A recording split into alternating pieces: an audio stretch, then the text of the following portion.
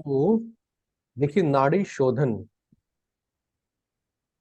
एक चीज जो हमें बहुत अच्छे से समझना है और जिसके बारे में हम पिछले सारे सेशन में बात करते आए हैं कि स्वर की जो विद्या है, जो हम सीखेंगे कि किस प्रकार से हमारा जो स्वर है, भोजन के समय सूर्य स्वर, स्नान के समय सूर्य स्वर, है ना, while we are bathing, while we are taking meal, the सूर्य स्वर शुड रन। पिंगला नाड़ी चलनी चाहिए। जो ऑस्पिशियस काम है, जो शुभ कार्य है, चंद्र नाड़ी चलनी चाहिए। शुक्ल पक्ष कृष्ण पक्ष के हिसाब से हमारी ईड़ा और पीड़ा पिंगला नाड़ी चलनी चाहिए। तो हमारे सोचने भर से कि हम बस सोचेंगे और नाड़ी हमारी इच्छा के अनुसार चलने लगेगी, या भोजन सामने आएगा सूर्य नाड़ी चलने लगेगी, कोई शुभ कार्य करने कुछ चलेंगे तो चंद्र नाड़ी चलने लगेगी।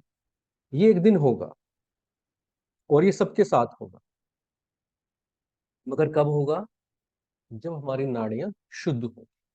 अभी जो हमारे शरीर में 72,000 नाड़ी हैं, वैसे तो 3.5 लाख है, मगर जो 72,000 नाड़ी है, जिसमें मुख्यतः 3 नाड़ी है, ईड़ा पिंगला और सुषुम्ना, इनमें इम्प्योरिटीज, गंदगी, कचरा भरा हुआ है।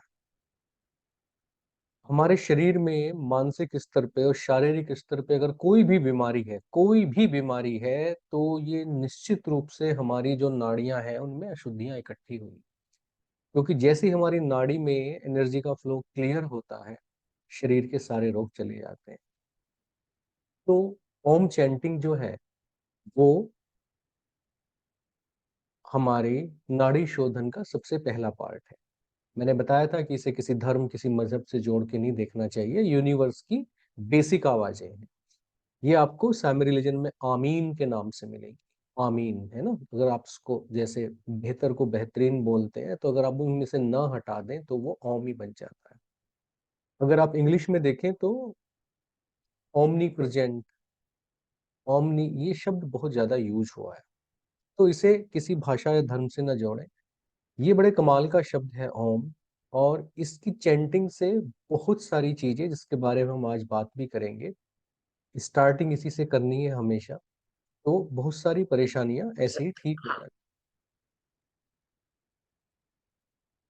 पिछली बार हमने बताया था कि ब्रेन के 3 पार्ट होते हैं। ब्रेन स्टेम होता है, लिम्बिक सिस्टम होता है, emotional brain, and neocortex, thinking वाला ब्रेन। इसके बारे में हम पहले बहुत बात कर चुके हैं। नियोकॉर्टेक्स जो अपना माथा होता है ना, इधर सामने अपने फोर हेड पे ये जो पोर्शन होता है, इसको बोलते हैं प्रीफ्रंटल कॉर्टेक्स, नियोकॉर्टेक्स।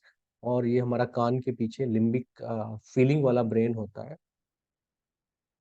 और जहाँ पे अपनी रीढ़ की हड्डी जुड़ती है, ये हमारा सर्वाइविंग ब्रेन होता है।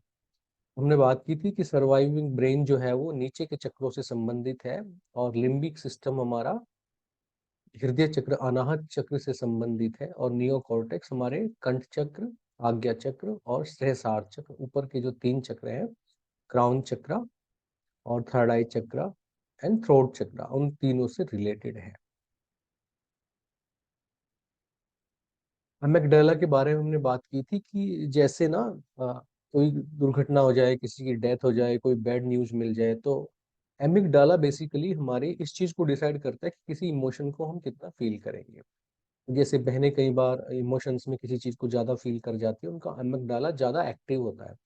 ओम चिंटिंग से, नाड़ी शोधन से, स्वर का ध्यान रखने से अमिगडाला भी हम एक्टिव हो जाता है, और हम अपने इमोशंस पे, अपने गुस्से पे, अपनी नेचुरल जो टेंडेंसीज है उन पे ज्यादा अच्छे से कंट्रोल कर सकते हैं। ये इसमें दिखाया गया था कि किस तरीके से अमिगडाला सिग्नल हमें भेजता है डराने के लिए।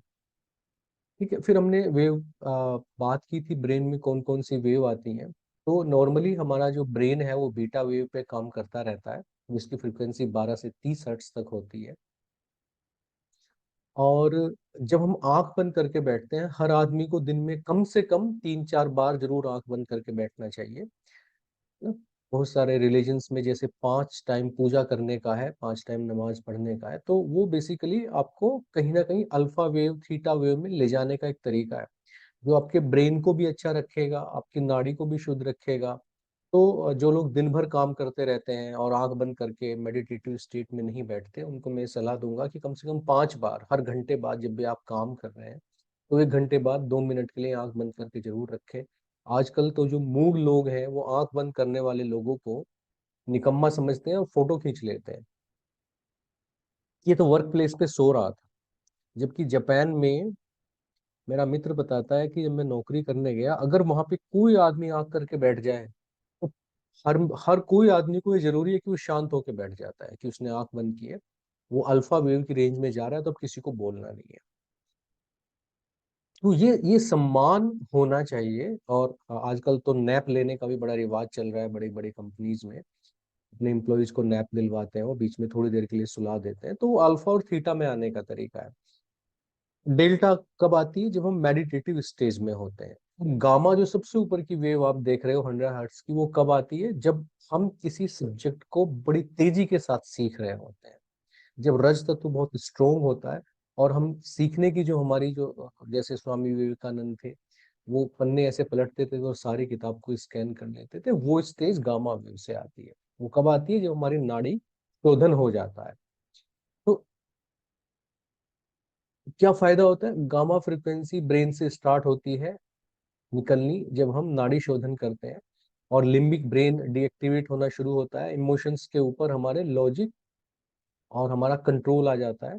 प्रीफ्रंटल कॉर्टेक्स एक्टिवेट हो जाता है, जो सामने वाला पोर्शन है, और वीगल टोन इंक्रीज हो जाती है, डिस्ट्रेस हो जाते हैं हम। हमने पिछली क्लास में ये भी बात की थी कि जब स्वर बाहर आता है तो हम उसे निर्गुण स्वर कहते हैं, जब सांस अंदर जाता है उसको सगुण स्वर कहते हैं, और जब दोनों से बराबर चल रहा होता है तो उसे विषुवत स्वर कहते हैं। और जिस नाक से कम हो रहा होता है स्वर चेंज होने के टाइम पे, उसे हम अष्ट स्वर कहते हैं। और जिस नाक से स्वर बढ़ रहा होता है उसे हम उदित स्वर कहते हैं। तो ये टर्मिनोलॉजी हमें याद रखनी है।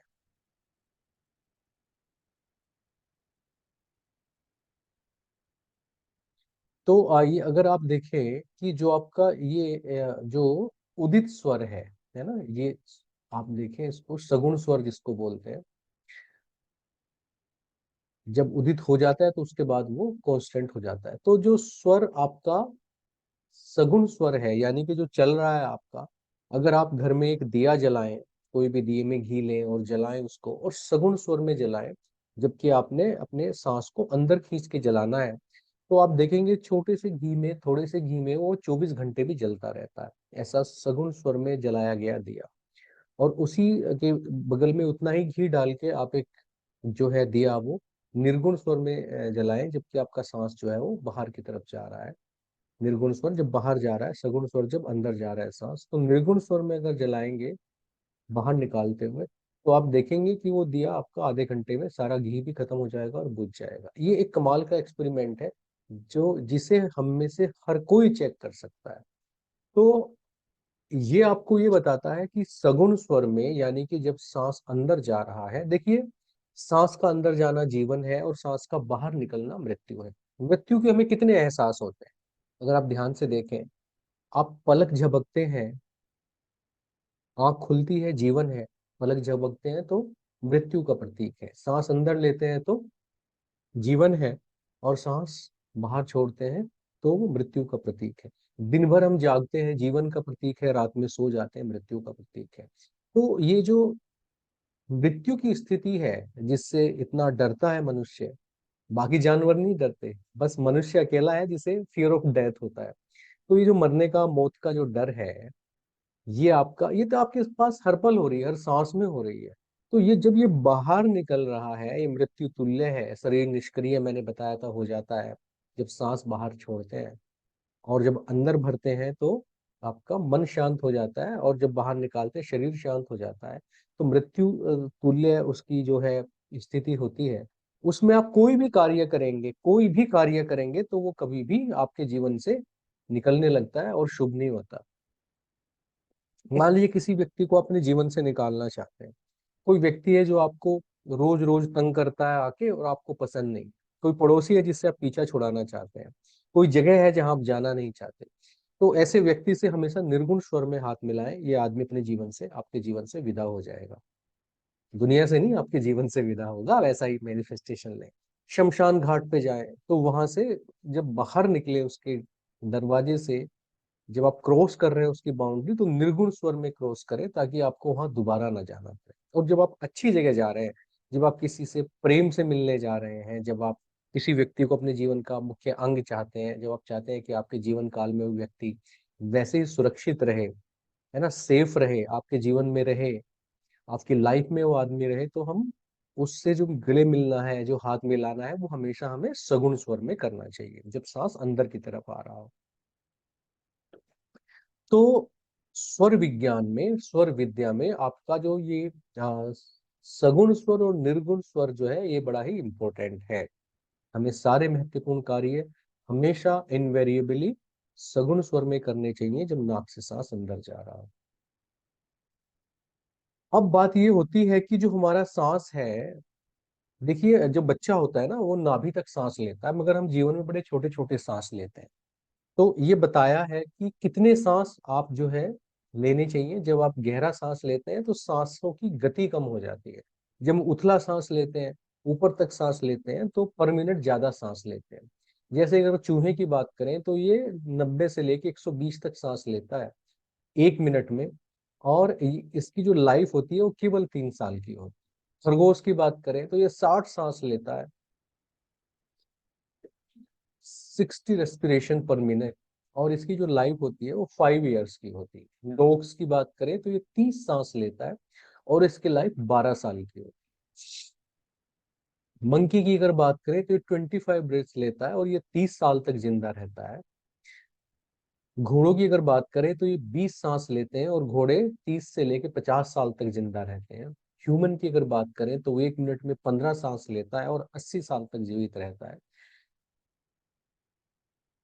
ऐसा नहीं है कि 80 से ज्यादा नहीं रह सकता। अगर सांसों की गति किसी वजह से हम कम कर लें, 12 कर लें, 13 कर लें, 14 कर लें, तो इस एवरेज टाइम को बढ़ा भी सकते हैं। व्हेल जो मछली होती है, वो 1 मिनट में केवल 6 सांस लेती है, और वो 150 साल तक जिंदा रहती है। जो कछुआ होता है, वो 2 सांस लेता है 1 मिनट में, या 1 सांस लेता है और 300 साल तक जिंदा रहता है। मीनिंग हियर बाय कि अगर आप ऐसे कार्य में इन्वॉल्व होते हैं, अगर आप कोई ऐसा काम करते हैं जिससे आपके सांस की गति बढ़ जाती है, बहुत सारे ऐसे कार्य होते हैं जिसमें सांस की गति बढ़ जाती है, तो उस कंडीशन में हमारी वो सारी एक्टिविटी हमारी लाइफ को कम कर रही होती है।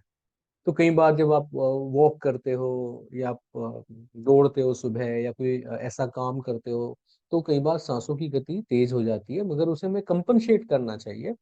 फिर जब हम आराम कर रहे हो, तो हम ये कोशिश करें कि हमारी सांसों की गति 12 से ज्यादा ना हो। तो 3 नाड़ियां आपकी होती हैं प्राइम। ये थोड़ा बाहर चला गया, इसको अंदर कर लेते हैं। कौन कौन सी होती है? ईड़ा, जो बाईं तरफ की होती है, पिंगला जो दाईं तरफ की होती है, और सुषुम्ना जो आपकी मिडिल की होती है। तो यही 3 नाड़ी है हमारी। ऐसे जब हम हाथ रख के चेक करते हैं, तो दोनों में से किसी एक नोस्ट्रिल से ज्यादा हवा आ रही होती है।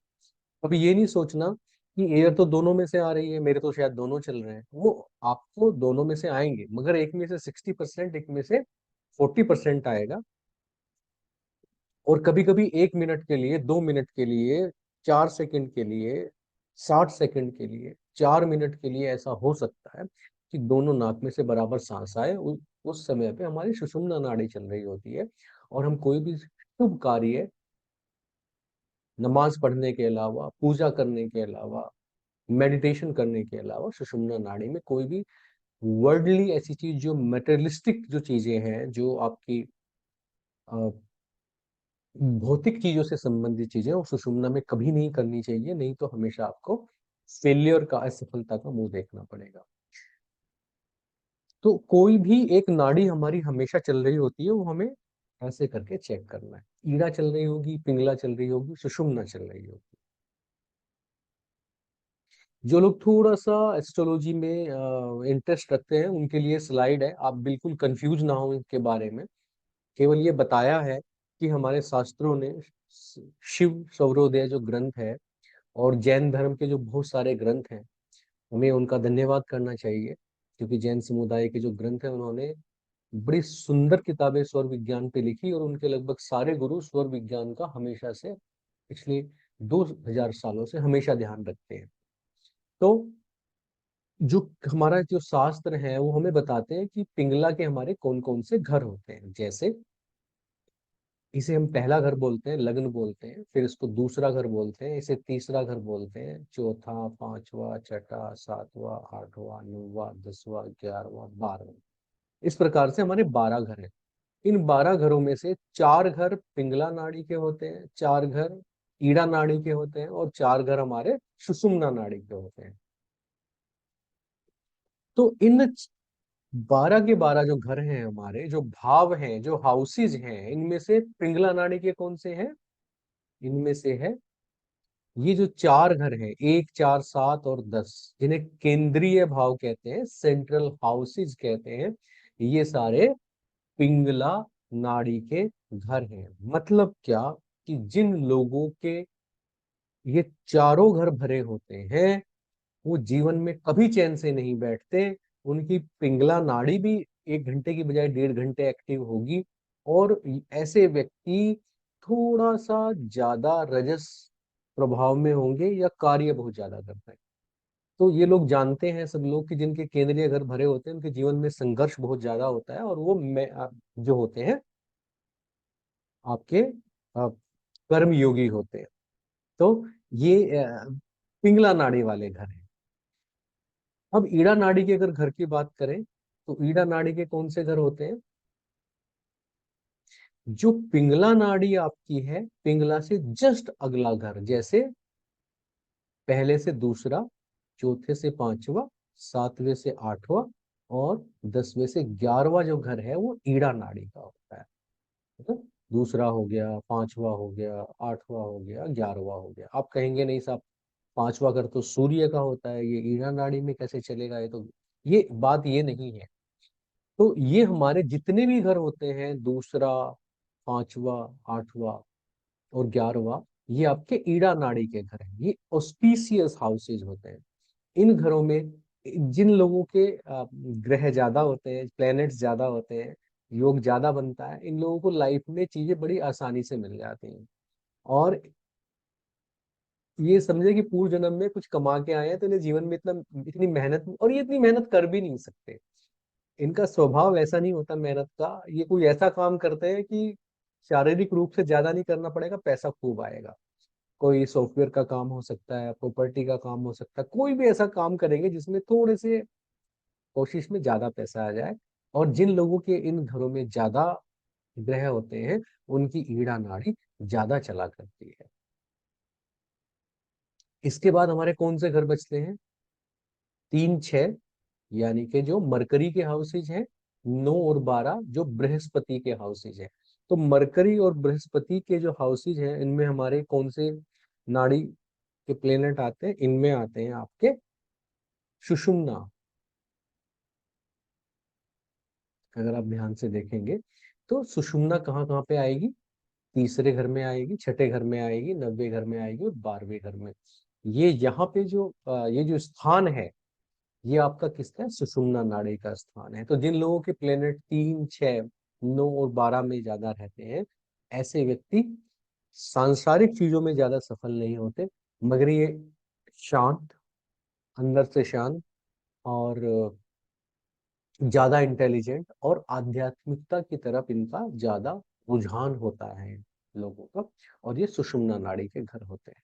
जो लोग एस्ट्रोलॉजी में नहीं है वो इस स्लाइड को डिस्कार्ड कर देंगे, नहीं तो आप लोग फिर बहस करने लगते हो ग्रुप के ऊपर। बस ये एक रेफरेंस के लिए इसलिए बताया क्योंकि शास्त्रों में इसका जिक्र है, तो मैंने आपको बता दिया ताकि एक रेफरेंस आपको रहे। बाकी इससे ज्यादा आपको ज्यादा सोचना नहीं। आप पूछेंगे यहाँ घर की बात हो रही है, हाउस की बात हो रही है, राशि की बात हो रही है। तो वैदिक में हम मोस्टली हाउसेस की बात करते हैं, बाकी राशि की भी बात हो रही है, इसमें कोई शक नहीं है। मगर जब घर और राशि अलग अलग हो जाती है तो आपको कंफ्यूजन होगा, तो उस कंडीशन में आपको हाउसेज ही लेके चलने हैं। अब जो बहुत ही महत्वपूर्ण बात है, जहां से आज की क्लास शुरू होती है, इसे बहुत ध्यान से समझना है कि हमारे शरीर में कितने आपके जो है वो चक्र हैं। 7 चक्र हैं। मूल चक्र, स्वादिष्ठान चक्र, मणिपूरक चक्र, अनाहत चक्र, विशुद्धि चक्र, आ- आज्ञा चक्र और सहस्रार चक्र। मैंने बताया था कि जो मूलाधार, स्वादिष्ठान और मणिपूरक है, ये आपके फिजिकल चक्र हैं। ये आपके हार्डवेयर के चक्र हैं। ये वो चक्र हैं जो आपको दिखते हैं।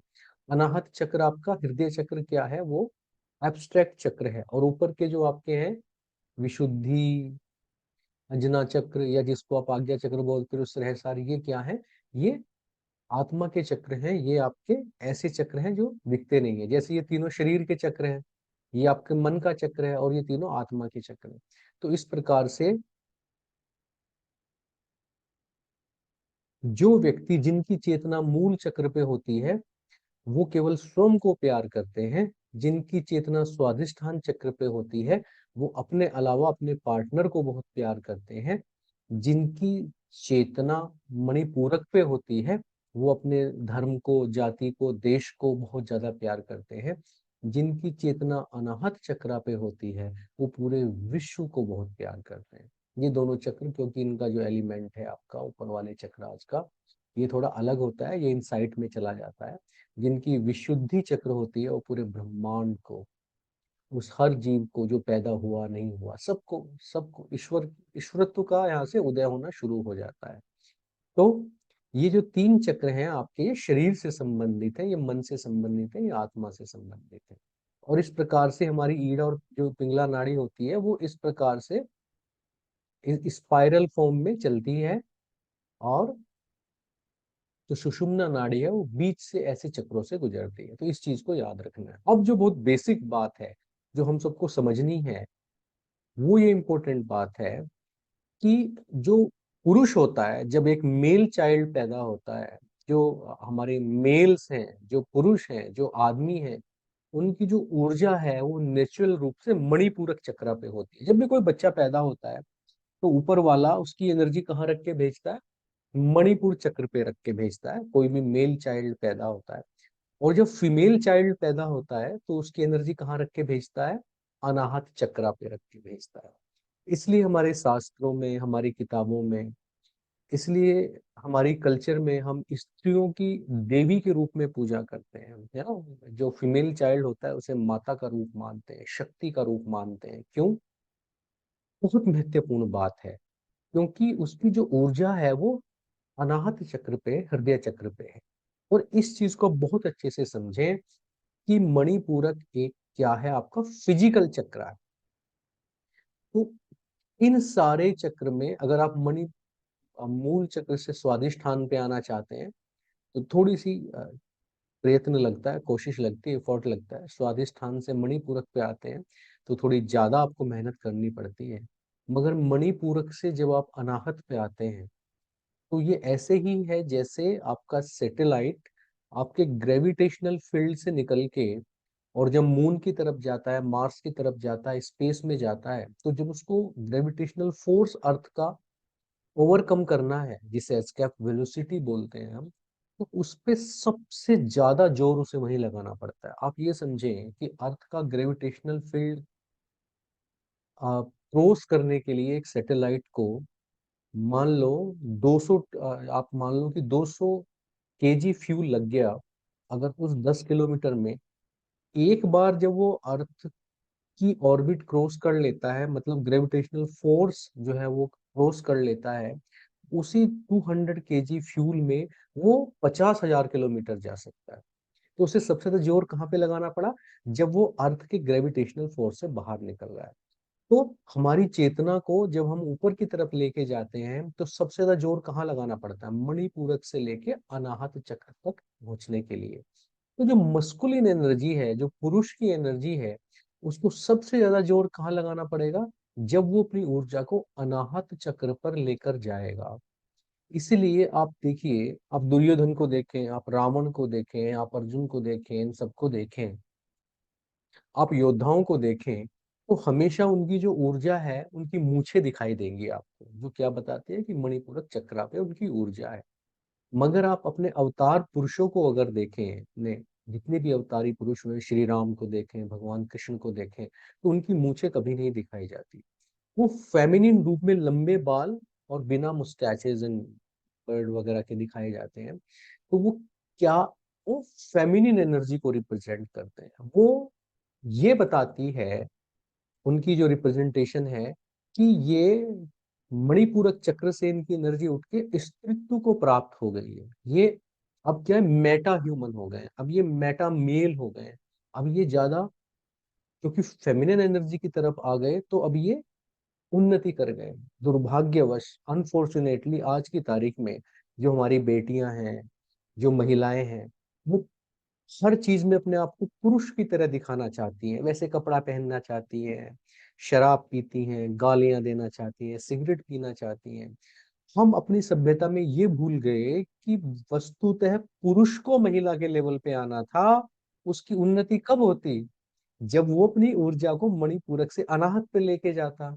मगर हमने स्त्रियों को इस तरह से पढ़ा दिया कि जो मस्कुलिन एनर्जी होती है वो असली पावर होती है, बाइक चलाना असली पावर होती है, क्रिकेट खेलना असली पावर होती है, गालियां देना असली पावर होती है, बाहर जाके अपनी जो है नौकरी करना ज्यादा पावर होती है, मालिक की गाली खाना ज्यादा पावर होती है, रात भर शिफ्ट करना ज्यादा। हमने पैसे को इतनी वैल्यू इन तीन चक्रों को दी कि हमारी जो बहनें हैं वो इस अनाहत चक्रा से विशुद्धि पर जाने के बजाय वापस मणिपूरक पे आना ज्यादा पसंद कर, और पूरी जनरेशन के साथ ऐसा हो रहा है। अगर आप देखें, वेस्टर्न जितनी भी कल्चर है, वो स्त्री के सम्मान की बात करते हैं, स्त्री के अधिकारों की बात करते हैं। पर आप देखें, वो ध्यान से देखें, कि अगर आप एशिया से बाहर निकल जाइए और वेस्टर्न कंट्रीज में जाइए, वहां स्त्री केवल एक प्रदर्शन की वस्तु है। ठीक है, वो लोग कितनी शादियां करते हैं, आप उनकी फिल्में देखिए, आप फिल्मों में आपको स्त्री का क्या रोल मिलेगा। कोई भी स्त्री मान लीजिए पूरे कपड़े पहनना चाहती है, तो उसे वहां वो फिट किया जाता है, स्कर्ट और बिकनीज में। उसे कंफर्टेबल लग रहा है नहीं लग रहा है, पर उसे उसी रूप में ये दिखाया जाता है कि अगर तुम मॉडर्न हो, अगर तुम विकसित हो, तो तुम्हें कम कपड़े पहनने हैं। आप देखिए, अगर एक आदमी को आप, मैं एक महिला से बात कर रहा था जो बुर्का पहने हुए थी, तो मैंने कहा ये आपकी आजादी का हनन नहीं है कि आपको बुर्का पहना दिया गया है। उस महिला ने कहा कि नहीं, ये तो मेरी आजादी है। मैंने कहा आजादी कैसे है? कहती है, मैं जिसे चाहूं देखूं और कोई मुझे नहीं देख सकता। मैं जहां भी जाऊं, मैं किसी को ध्यान से देख सकती हूँ, बिना ध्यान से नहीं। कोई मेरी तरफ घूरता नहीं है, कोई, किसी को पता नहीं है मैं कौन हूँ। मैं किसी को बहुत पास से देखूं, दूर से देखूं, देखूं ना देखूं, अगर मैं यही कम कपड़े पहन के चलूं, तो हर आदमी मुझे देखेगा। कोई गंदी नजर से देखेगा, कोई ठीक नजर से देखेगा। पूरे टाइम में कॉन्शियस रहूंगी कौन मुझे देख रहा है, कौन नहीं देख रहा है। मगर वेस्ट ने बहुत ही समझदारी के साथ औरतों के दिमाग में ये डाल दिया कि कम कपड़े पहनना, अलग अलग पुरुषों के साथ सोना, सिगरेट फूकना, बच्चे पैदा ना करना, शराब पीना मॉडर्न होने की निशानी। कहाँ आ रही है महिला की एनर्जी, हमारे बच्चों की एनर्जी, हमारी बेटियों की एनर्जी? मणिपूरक, स्वादिष्ठान और मूलधारा पे आ रही है। आप देखिए कि जो स्वादिष्ठान चक्र होता है, जब एक स्त्री और एक पुरुष प्रेम में पड़ते हैं, प्रेम से मेरा मतलब लव। लव से क्या मतलब है? लव दरअसल संस्कृत की लुब धातु से बना है ना। हमने वो गाना नहीं सुना कि मेरा तुझसे है पहले का नाता कोई, यूं ही नहीं दिल लुभाता कोई। तो जो लुभाना है ना, उस लुभाने में बेसिकली क्या है? लालच की भावना है, लुभाना, टेम्पटेशन की भावना है। स्वादिष्ठान मूल धारा की, प्रेम, प्रेम के लिए अंग्रेजी में कोई शब्द है ही नहीं। तो ये जो लुभाना है, इसी से लव बना है। मतलब कि जब आप किसी की तरफ आकर्षित होते हैं, अट्रैक्शन होते हैं, मतलब कि जब आपकी ऊर्जा अनाहत चक्र और मणिपूरक चक्र से उतर के स्वादिष्ठान चक्र पर गिरती है। तो क्योंकि ये गिरती है ऊर्जा, तो इसलिए इसे बोला गया फॉल इन लव। तो अंग्रेजी में आप राइज इन लव नहीं बोलते। जब आप अपने गुरु से प्यार करते हैं, जब आप अपने बुजुर्गों से प्यार करते हैं, अपने परिवार से प्यार करते हैं, इवन आप अपनी पत्नी से प्यार करते हैं, तो ये ऊर्जा तो आपकी राइज होनी चाहिए। मगर ये फॉल इन लव क्यों बोलते हैं? क्योंकि उस लव का मतलब है शारीरिक संबंध, इसके अलावा और कुछ नहीं है, और क्योंकि वो स्वादिष्टान चक्र पे आगे बन रहा है, तो हमने इसको बोला फॉल इन लव। तो जब फॉल इन लव, तो कहाँ पे आके गिरी चेतना? स्वादिष्ठान चक्र पे। तो आधी ऊर्जा रह जाएगी कहाँ? अनाहत पे, आधी स्वादिष्ठान पे। आधी रह जाएगी मणिपूरक पे तो स्वादिष्ठान पे। तो स्त्री की ऊर्जा जब वो फैलती है तो वो हमेशा करुणा में हो जाती है। पुरुष की ऊर्जा जब फैलती है तो उसके दिमाग में काम वासना इसलिए घुसती है कि वो नीचे के चक्र में ही, उसका सबसे नजदीक का चक्र क्या है, ये चक्र है। तो एक जो कमाल की बात देखी गई वो ये देखी गई कि जब स्त्री और पुरुष में पहली बार संबंध बनता है, जब वो स्वादिष्ठान के लेवल पे आते हैं, तो फीमेल के अंदर जो हार्मोन सिक्रीट होता है वो ऑक्सीटोसिन है, और मेल के अंदर जो हार्मोन होता है वो टेस्टोस्टेरोन है। यानी कि दुनिया के सारे मेल, और इसमें बुरा नहीं मानना चाहिए, ये साइंटिफिकली प्रूवन फैक्ट है कि उसके अंदर ऑक्सीटोसिन जो हार्मोन्स है वो मेल के अंदर नहीं निकलता। यानी कि वो स्त्री से जुड़ा नहीं है, उसका दिमाग कहीं और है, वो उसे भोग की वस्तु समझ रहा है, वो कितना भी नाइस है इससे मतलब नहीं है, मगर ऑक्सीटोसिन उसके अंदर नहीं निकल रहा है। ऑक्सीटोसिन क्या होता है? ऑक्सीटोसिन होता है जब आप करुणा से, दया से, अपनेपन से, इन सब भावनाओं से भरे होते हो।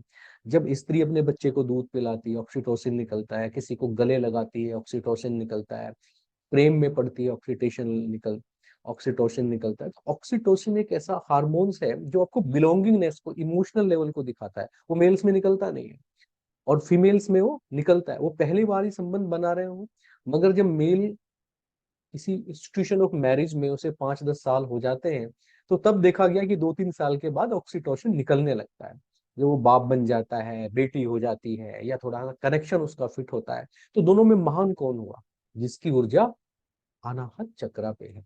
तो हमें ये समझाने की जरूरत है कि वस्तुतः असलियत में आदमी को औरतों जैसी होने की जरूरत है, उन्हें अपनी ऊर्जा मणिपूरक से अनाहत पे ले जाने की जरूरत है, ना कि औरतों को आदमियों जैसे दिखने की जरूरत है। तो क्योंकि मणिपूरक चक्र को क्रॉस करना एक चैलेंज है, तो हमें ये समझना चाहिए कि कुछ भी करके हमारी ऊर्जा नीचे की तरफ ना गिरे। हमारी सारी जो 72,000 नाड़ियां हैं उनका कनेक्शन, क्योंकि हम माँ के पेट में उसी से ऊर्जा लेते हैं, वो मणिपूरक चक्रा से होता है। मगर फिर ये 12,000 सारे के सारे चक्राज पे हमारी बट जाती हैं। तो जब हम क्लिंजिंग इनकी करेंगे तो ध्यान रखेंगे कि ऊर्जा नीचे की तरफ न जाए, ऊपर की तरफ जाए। तो मणिपूरक पे आती है मस्कुलिन एनर्जी, अनाहत चक्रा पे आती है फेमिनिन एनर्जी। और अब बहुत काम की बात है, इसको ध्यान से सुनना है कि आप जीवन में क्या करना चाहते हैं। है ना, हमारे पास 3 इसमें से अक्षर हैं, आ, उ, म। तो एक बार हम करते हैं आ, फिर दोबारा इसका बीच वाला जो पार्ट होता है उ, और इसका जो तीसरा जो पार्ट होता है वो होता है जो हम बेसिकली कंठ के ऊपर के चक्राज में ले जाते हैं।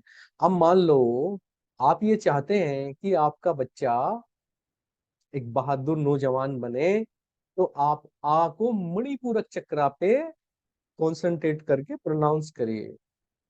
आप चाहते हैं कि नहीं आपका बच्चा कलाकार बने, आपका बच्चा क्रिएटिविटी में जाए और अट्रैक्टिव लगे, तो आप स्वादिष्ठान चक्रा पे एज्यूम करके आ का जाप करिए। आप चाहते हैं कि आपका बच्चा खूब पैसे कमाए, पैसा ही उसकी जिंदगी में सब कुछ हो, भैया आजकल तो पैसा ही होता है जो होता है, अगर आपकी ये थिंकिंग है, आप आ को मूल चक्र के ऊपर जो सबसे नीचे कोसेक्स का पार्ट है वहां से आप आ का जाप करें। तो इस प्रकार से आ को आपको कहाँ से बोलना है, उससे ये निर्धारित होगा कि आपके कौन से चक्र एक्टिवेट हो रहे हैं। अब मान लीजिए, अगर आपको जीवन में ज्यादा प्रेम पूर्ण होना है, अगर आपको अपनी ऊर्जा अनाहत पे लेके आना चाहते हैं, अगर आप फेमिनिन एनर्जी अपने अंदर पैदा करना चाहते हैं, अगर आप अपने आप को इम्प्रूव करना चाहते हैं, अपना जीवन पैगंबरों जैसा करना चाहते हैं, अवतारों जैसा करना चाहते हैं, तो फिर आप क्या करेंगे? आप पे कम स्ट्रेस देंगे, ऊ पे ज्यादा स्ट्रेस देंगे। 20% आप बोलेंगे मणिपूरक चक्र पे, ताकि आपका अस्तित्व बना रहे। और ज्यादा ऊर्जा किसे देंगे? अनाहत चक्रा को देंगे। वहां पे ऊ को 60% टाइम देंगे और माँ को कम देंगे।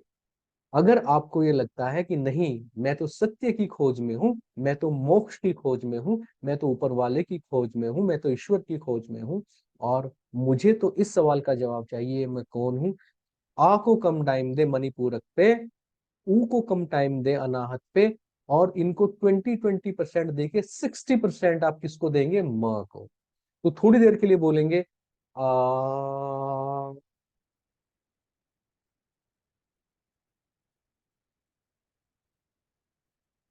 और उनको जो चैंट करने का तरीका है वो इतने तरीके से चैंट हो सकता है कि आप अपने जीवन में कौन से गुण पैदा करना चाहते हैं। और आज यूनिवर्सिटी ऑफ कैम्ब्रिज, वहां के एक्सपेरिमेंट ये शो करते हैं कि आप मंत्र की चैंटिंग जिस तरीके से करते हैं वो आपके जीन्स को प्रभावित करता है। तो अगर आप आने वाली पीढ़ियों के जीन्स भी बदलना चाहते हैं अपने बच्चों के, आप अपने बच्चों को, छोटे बच्चों को शुरू से ही ओम चैंट करना सिखाएं, और आप उनके अंदर कौन से गुण बढ़ाना चाहते हैं उसी हिसाब से उनको बताएं कि उन्हें किस चक्र के ऊपर कितनी देर तक कैसे ओम को चैंट करना है। वैसे करके आप उसी प्रकार के गुण, उसी प्रकार की प्रॉपर्टीज आप अपने बच्चों में डेवलप कर सकते हो।